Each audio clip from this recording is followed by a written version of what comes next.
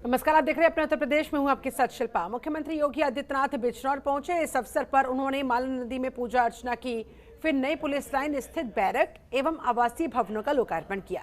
उन्होंने जनसभा को संबोधित भी किया। सीएम योगी ने 235 करोड़ की 116 परियोजनाओं का लोकार्पण किया। बिजनौर में मालन नदी पर जनसभा स्थल पर भी वो पहुंचे, वहां पर उन्होंने अपना संबोधन भी दिया। इस तरह से ये बड़ी सौगात वहां 116 परियोजनाओं की लेकर पहुंचे, परियोजनाओं का लोकार्पण करते दिखाई दिए। इस तरह से उत्तर प्रदेश को विकास और प्रगति के पथ पर आगे ले जाने के मकसद के साथ ये कार्यक्रम, ये दौरा पहले मुरादाबाद का और उसके बाद फिर शाम के समय बिजनौर का।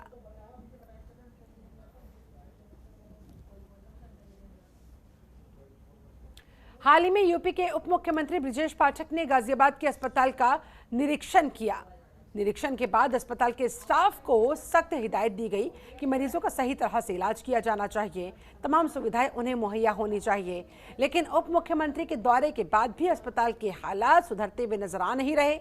अस्पताल में मरीजों को बाहर की दवाइयां लिखी जा रही हैं, जिन्हें खरीदना मरीजों के लिए काफी मुश्किल है। मरीजों का कहना है कि अधिकतर दवाइयां तो अस्पताल में मिल रही है, लेकिन कई दवाइयां ऐसी लिख देते हैं डॉक्टर्स जिन्हें बाहर से खरीदने के लिए कहा जाता है। इसे को लेकर जब हमने अस्पताल के मुख्य चिकित्सा अधिकारी डॉक्टर मनोज कुमार चतुर्वेदी से बात की, तो उनका कहना था इस तरह का कोई मामला अगर सामने आता है तो कार्रवाई होगी। बहुत ही आपत्तिजनक है। हर 15 दिन डॉक्टर को बताया जा रहा है कि दवा बाहर से ना रखें, मरीज से अच्छे बिहेव करें। बहुत ही अगर इमरजेंसी होती है तो जनरली दवा ले सकते हैं आयुष्मान स्टोर से। मेरे संज्ञान में आ जाएगी और पर ज़्यादा कुछ लिख दिया जाएगा। उत्तर प्रदेश सरकार के यूपी के कैबिनेट मंत्री सूर्य प्रताप शाही एटा पहुंचे। इस अवसर पर उन्होंने सामुदायिक स्वास्थ्य केंद्र का निरीक्षण किया। साथ ही पुलिस लाइन में निर्माणाधीन पुलिस क्वार्टर की बड़ी परियोजनाओं का भी निरीक्षण किया। उत्तर प्रदेश की कृषि में आमूलचूल परिवर्तन के लिए कई बड़े कार्यक्रमों को लागू करने की घोषणा की गई, जिसमें कृषि ड्रोन योजना, फूड पार्क योजना, बुंदेलखंड के सभी जिलों में गो आधारित खेती के बड़े कार्यक्रमों को लागू करने की भी घोषणा की गई।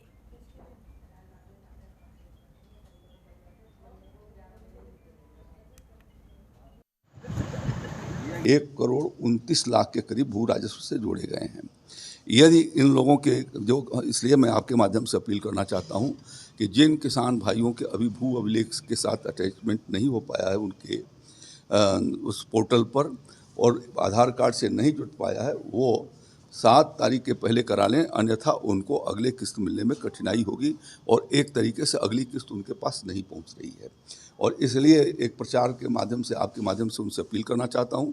और कृषि विभाग को हमने निर्देश दे रखा है। कल हमारे एसीएस ने सभी डिप्टी डायरेक्टर्स और कृषि विभाग के अधिकारियों से कहा है कि अभियान चला करके इस काम को पूरा किया जाए, और इसमें राजस्व के विभाग के जो हमारे जिला मजिस्ट्रेट हैं, उनके नीचे के सबऑर्डिनेट एसडीएम तहसीलदारान हैं, उनको भी मदद करके भू अभिलेखों के साथ उसको पोर्टल पर जोड़ा जाना है। तो मैंने सभी बुंदेलखंड के 7 सभी जिलों में, और उनके 47 विकास खंड हैं, उनमें सभी 47 विकास खंडों के भीतर राज्य पोषित योजना के माध्यम से हम लोगों ने अभी उनको स्वीकृति किया है, जिस पर 68 करोड़ रुपए से ऊपर की धनराशि योगी आदित्यनाथ जी की सरकार भीतर 500 हेक्टेयर का 50 हेक्टेयर के 10 क्लस्टर हर वो हैं ब्लॉक हैं, उनके भीतर तैयार किया जाएगा, और उसके माध्यम से प्राकृतिक खेती को प्रोत्साहित किया जाएगा। हमारी योगी आदित्यनाथ जी की सरकार का ये प्राथमिकता है कि हम बुंदेलखंड के भीतर जो पारंपरिक पहले से होती आ रही खेती रही है, जो रसायन और उर्वरकों से मुक्त रही है, वो फिर से प्राकृतिक रूप में वो आए और लोग विश्व के मांग के अनुसार से या देश के बाजार के हिसाब से उत्पादन करके उनको अच्छी कीमतें अदा हो सकें। वहीं केंद्रीय मंत्री नरेंद्र सिंह तोमर आज से 2 दिवसीय दौरे पर रायबरेली पहुंचे, जहां मंत्री जी के काफिले का बीजेपी पदाधिकारी और कार्यकर्ताओं ने गर्मजोशी से स्वागत किया। सड़क मार्ग पर से होते हुए केंद्रीय मंत्री नरेंद्र सिंह तोमर रायबरेली शहर के फिरोज गांधी डिग्री कॉलेज स्थित ऑडिटोरियम पहुंचे, जहां पर उन्होंने लाभार्थी सम्मेलन कार्यक्रम में मुख्य अतिथि के तौर पर शिरकत की। इस दौरान केंद्रीय मंत्री नरेंद्र सिंह तोमर ने जहां कांग्रेस को आड़े हाथों लिया, तो वहीं बसपा और सपा पर भी जमकर जुबानी हमले बोले। उन्होंने कहा कांग्रेस ने गरीबी दूर नहीं की, बल्कि सिर्फ अपनी गरीबी को दूर किया। बसपा पर उन्होंने जुबानी हमला बोलते हुए कहा, मायावती अपने आप को दलित की बेटी कहती थी, लेकिन अब वो दौलत की बेटी बन गई है। उन्होंने सपा पर हमला बोलते हुए कहा, सपा में गुंडाराज व्याप्त था, लोग उत्तर प्रदेश से पलायन कर रहे थे ताकि उनकी जमीन बच जाए, उनकी जान बच जाए। साथ ही उन्होंने इशारों में कह दिया कि जिन सीटों पर बीजेपी का कब्जा नहीं रहा, अब उन पर भी बीजेपी ने निगाहें तेज कर दी है।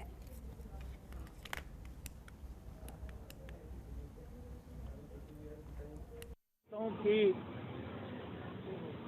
गत 8 वर्षों में मोदी जी के नेतृत्व में किसानों के लिए जो काम हुआ है वो पहले कभी इतनी बड़ी मात्रा में किसानों के लिए नहीं हुआ।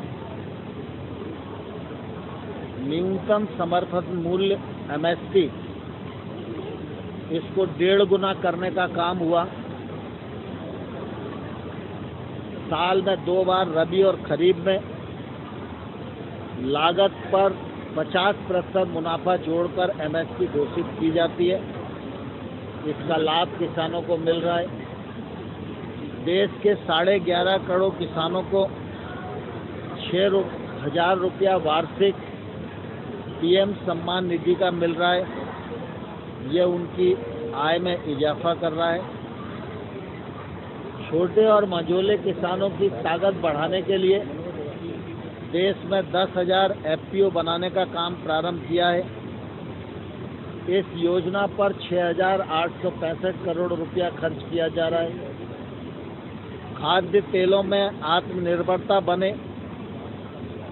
और आयात से हमारी निर्भरता कम हो, इसके लिए 11,000 करोड़ रुपए की लागत से ऑयल पाम मिशन और तिलहन मिशन प्रारंभ किया है। देश में गणेश पूजा की धूम मची हुई है। हर जगह बप्पा का स्वागत लोग खुले दिल से कर रहे हैं, लेकिन अलीगढ़ में बप्पा की प्रतिमा स्थापित करना एक मुस्लिम परिवार को भारी पड़ गया और इस मुस्लिम परिवार को कट्टरपंथियों की तरफ से फतवा जारी करने की धमकी दी जाने लगी। दरअसल अलीगढ़ की रूबी आसिफ खान के परिवार के खिलाफ फतवा जारी करने की धमकी दी गई है। रूबी ने अपने घर में भगवान गणेश की मूर्ति स्थापित की, इसे लेकर वो कट्टरपंथियों के निशाने पर आ गई। फतवा मोबाइल सर्विस देवबंद के चेयरमैन मुफ्ती अरशद फारूकी की ओर से इसे लेकर एक वीडियो भी जारी किया गया, जिसमें कहा गया कि इस्लाम सिर्फ अल्लाह की पूजा, अल्लाह की परस्ती सिखाता है। अगर कोई इसकी खिलाफी करता है तो वह अपने मजहब की खिलाफी करता है। वही हुक्म जारी होगा जो हुक्म इस्लाम में होगा, जो मजहब की खिलाफी करने वालों के लिए होना चाहिए। जनतंत्र टीवी से खास बातचीत में रूबी आसिफ खान ने कहा कि मुझे जान का खतरा है।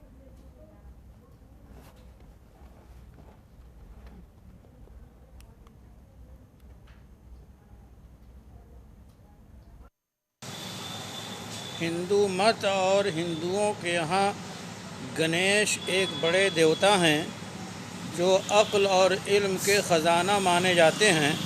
शादी ब्याह की रुकावटों को दूर करने के लिए उसकी पूजा की जाती है। जहाँ तक मसला है इस्लाम का, तो इस्लाम सिर्फ़ अल्लाह की पूजा, अल्लाह की परस्तिश सिखाता है। जो इसका पाबंद है वो मुस्लिम है। ये है दो टोक फैसला और दो टोक बात। अब अगर कोई इसके ख़िलाफ़ करता है तो वो अपने मज़हब के ख़िलाफ़ करता है और वो हुक्म जारी होगा जो हुक्म इस्लाम के या मज़हब के ख़िलाफ़ करने का होता है। ये दो बातें बिल्कुल वाज़ेह हैं। भगवान गणेश की मूर्ति की आरती करने पर फिर कहीं ना कहीं विवाद बढ़ गया है।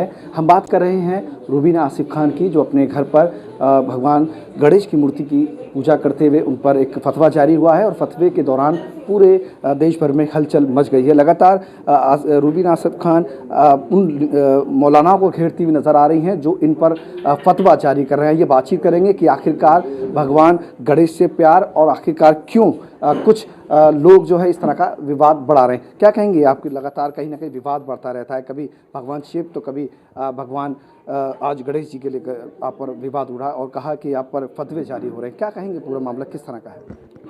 फतवे जारी तो आज नहीं हो रहे हैं, इससे पहले भी हो चुके हैं। आज से 2-3 साल पहले जब मैंने भगवान श्री राम जी की पूजा अर्चना की थी तो उस पर भी इन्होंने इसी तरह एक्शन उठाया था, फतवे जारी करे थे, जिंदा जला के मारने की धमकी दी थी मुझे।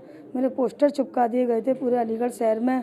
और आज भी इन्होंने, जब मैंने भगवान गणेश जी की मूर्ति स्थापित की है 7 दिनों के लिए, तब भी इन्होंने यही पहले वाला दौर अपना लिया कि इस्लाम से खारिज कर दो, ये हिंदू हो गई है, मुसलमान नहीं है, इसे मार दो, इस तरह की धमकियाँ मुझे मिल रही हैं। लेकिन मैं इसी तरह पूजा करती रहूँगी जो मैं करती आई हूँ भगवान जी की, और नमाज़ कुरान जो पढ़ती आई हूँ। मैं दोनों धर्म मानती हूँ।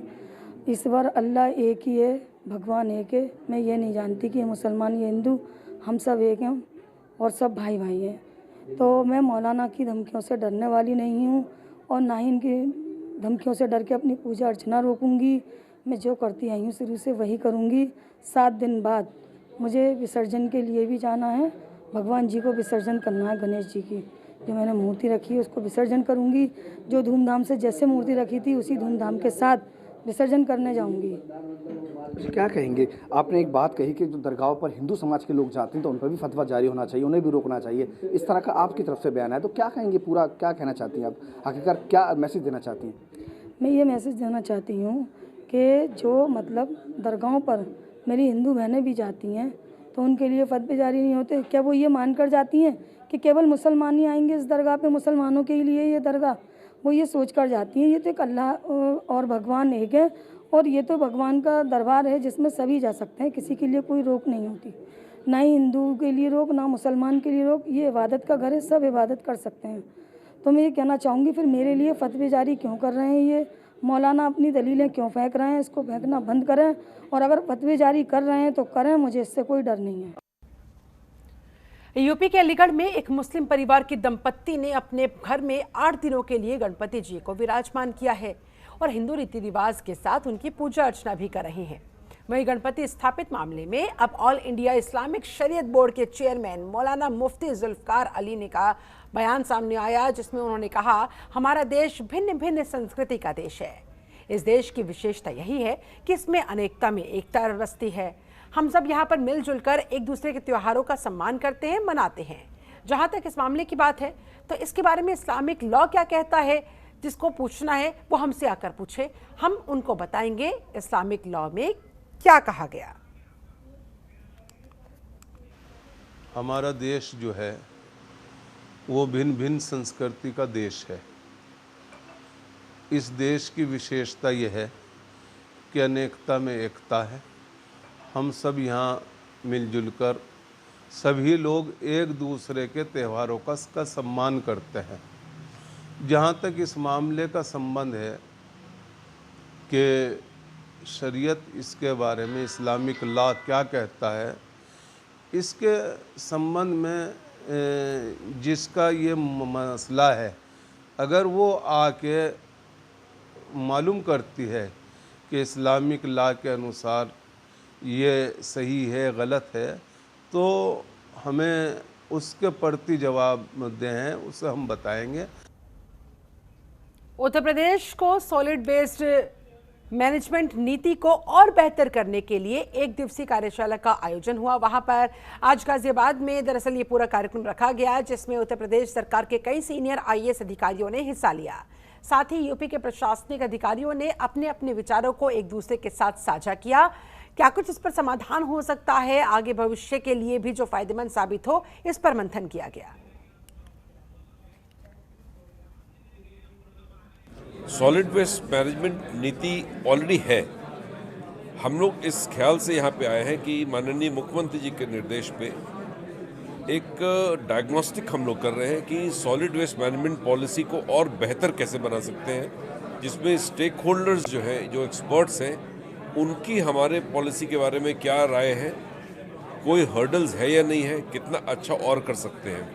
गाजियाबाद का चयन इसलिए किया गया क्योंकि गाजियाबाद में इस प्रकार के प्रयोग ऑलरेडी किए जा रहे हैं बहुत ही व्यापक स्तर पे, और बेहतरीन जो है यहाँ पे डेवलपमेंट देखने में आया है, जिसकी वजह से यहाँ पे इस वर्कशॉप के बाद गाजियाबाद में एरियाज विजिट भी किए जाएंगे, जिसमें कि वेस्ट टू एनर्जी की जो प्लांट है, जो प्लास्टिक्स का यूज़ कर रहे हैं, सफाई किस प्रकार से किया जा रहा है, उन चीज़ों को अन्य नगर आयुक्त और स्टेक होल्डर्स स्टडी भी करेंगे। तो मकसद ये था कि इवोल्यूशन जो पॉलिसी का हो रहा है उसको भी एसेस करें, साथ साथ गुड प्रैक्टिसेस जो है उसको भी दिखाया जाए। अयोध्या में आज मणि रामदास छावनी परिसर में निःशुल्क चिकित्सा शिविर का भव्य आयोजन किया गया। इसका उद्घाटन अयोध्या राम जन्मभूमि तीर्थ क्षेत्र ट्रस्ट के अध्यक्ष महंत नृत्य गोपाल दास ने किया। कार्यक्रम को संबोधित करते हुए उन्होंने कहा कि मानव जीवन में प्राकृतिक चिकित्सा का बड़ा महत्व है। आज हम अंग्रेजी दवाओं की तरफ बढ़ते जा रहे हैं, लेकिन अपने शरीर को नुकसान पहुंचा रहे हैं। हम सभी को खान पान ठीक करने की आवश्यकता है, प्राकृतिक चिकित्सा की तरफ रुख करने की आवश्यकता है। प्राकृतिक चिकित्सा से ही मानव शरीर का कोई नुकसान नहीं होता, ये जग जाहिर है, और शरीर भी स्वस्थ बना रहता है। इस मौके पर चिकित्सा शिविर में हजारों की संख्या में मरीज आए, उनको फ्री में जांचा गया। सबसे पहला उद्देश्य तो ये है कि लोगों तक प्राकृतिक चिकित्सा को पहुंचाया जाए। Acupuncture, acupressure, even homeopathy, Ayurveda को इस तरह से प्रसारित किया जा सके जिससे लोगों को बहुत सारी बीमारियों में बिना किसी केमिकल इंडल्स के, बिना किसी रासायनिक चिकित्सा के उनके स्वास्थ्य को लाभ दिया जा सके। यही हमारा मेन मकसद है। कहाँ से पेशेंट? तो अभी तक मुझे लगता है 200 लोग तो होंगे, और पूरे दिन की चिकित्सा है। एक्चुअली पूरे दिन हम लोग लगभग 5 से 6 बजे तक हैं। मोस्टली हमारे कैंप्स में 500 से लेके 2-2 हज़ार, 2,500 लोग तक जुटते हैं। और यहाँ पे अभी मैंने देखा सिद्धार्थ नगर से लेके बहराइच तक के लोग आए हुए हैं, और काफ़ी बेहतरीन लोगों तक शिविर की सूचना पहुँची है। तो मुझे लगता है कल तक हम लोग लगभग 2,000 पेशेंट तक देख सकेंगे। वहीं मऊ के सदर तहसील क्षेत्र के कुशमौर गांव के रहने वाले कुश सिंह ने अपने जिले के साथ देश का भी नाम रोशन करने का काम किया। इराक में हुए अंतर्राष्ट्रीय हैंडबॉल प्रतियोगिता में कुश सिंह ने तीसरा स्थान प्राप्त करके कांस्य पदक अपने नाम किया। बेस्ट प्रदर्शन करने के कारण कुश सिंह को इराक में बेस्ट ब्लॉकर के खिताब से भी सम्मानित किया गया। टूर्नामेंट जीतकर आज वापस अपने गृह जनपद लौटे अंतर्राष्ट्रीय खिलाड़ी कुश सिंह का क्षेत्र के लोगों ने फूल माला पहनाकर जोरदार स्वागत किया।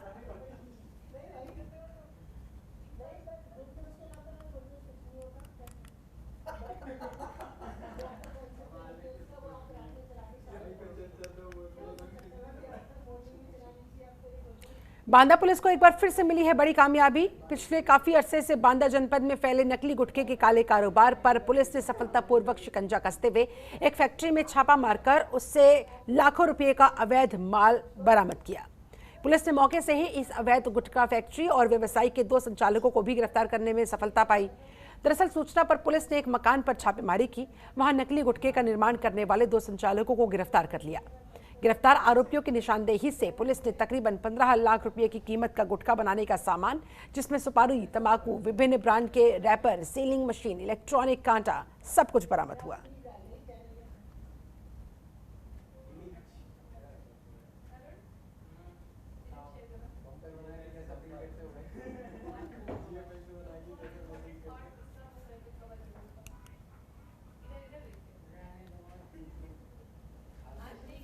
उत्तर प्रदेश की मैनपुरी में लापता हुए युवक की गोली मारकर हत्या कर दी गई, उसका सिर भी कुचल दिया गया। शुक्रवार शाम गांव के पास हाईवे किनारे खेत में उसका शव बरामद हुआ। पुलिस ने 4 लोगों के खिलाफ रिपोर्ट दर्ज कर ली है। आरोपियों की तलाश शुरू कर दी गई। शव पोस्टमार्टम के लिए भेजकर घटना की जांच शुरू कर दी गई। ये मामला बेवर थाना क्षेत्र के खिरिया गांव से जुड़ा हुआ था, जहां के निवासी मनोज कुमार बृहस्पतिवार शाम अपने घर के बाहर से अचानक गायब हो गए। परिजन उनकी लगातार तलाश करते रहे। मृतक की पत्नी ने पुलिस को सूचना देकर नामजद आरोपियों के खिलाफ अपहरण, अवैध रंगदारी को लेकर बेवर थाने में मुकदमा भी दर्ज कराया।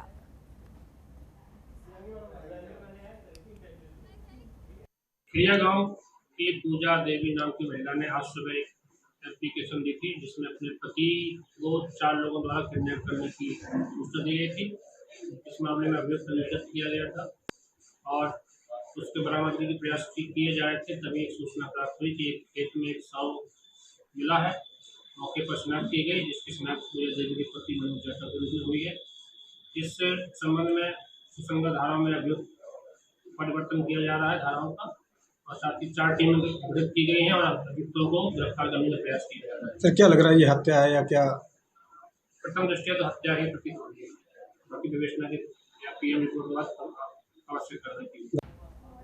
बाराबंकी जनपद के सुबेहा क्षेत्र से गैंगरेप की घटना का सनसनीखेज मामला सामने आया। इस वारदात को वहां पर अंजाम दिया गया। कहा जा रहा है कि अमेठी जनपद की रहने वाली एक महिला को कुछ लोग एक मेले में मिले, जिसके बाद उन लोगों ने महिला के साथ गैंगरेप की वारदात को अंजाम दिया। आरोपियों के चंगुल से छूटने के बाद महिला ने स्थानीय थाने जाकर शिकायती पत्र देते हुए कार्रवाई की मांग की है। गैंगरेप का सनसनीखेज मामला सामने आने के बाद पुलिस मामले की तफ्तीश में जुटी हुई। पुलिस का कहना है कि आरोपियों में से 2 लोग महिला से पहले से ही परिचित थे। पूरे मामले में गहनता से छानबीन करते हुए आवश्यक कार्रवाई की बात पुलिस की तरफ से कही गई। हैदरगढ़ थाना क्षेत्र में कल एक सूचना प्राप्त हुई कि अमेठी जनपद की रहने वाली एक महिला ने आरोप लगाया कि अज्ञात व्यक्तियों ने जो उसको एक मेले में मिले थे, साथ में आए और एक व्यक्ति ने उसके साथ दुष्कर्म किया। इस सूचना पर तत्काल पुलिस और फोरेंसिक टीम एक्टिव हो गई और टीम के द्वारा जब उसमें गहनता से पूछताछ जांच किया गया तो बाद में पता चला कि उसमें से 2 लोगों को महिला जानती है। इसके संदर्भ में अभियोग पंजीकृत कर लिया गया है। इसकी तहकीकात प्राथमिक तौर पर जब की गई तो उसमें एक प्रकरण 156(3) का भी सामने आया है। उसके संदर्भ में जो एक व्यक्ति है 156(3) के मामले में, उसका भी महिला से कांटेक्ट है। महिला की तहरीर पर अभियोग पंजीकृत कर लिया गया है। सारे तथ्यों की गहनता से छानबीन करके आवश्यक कार्रवाई सुनिश्चित की जाएगी। चलिए इसके साथ इस बुलेटिन में फिलहाल बस इतना ही। बने रहे जनता टीवी के साथ। नमस्कार।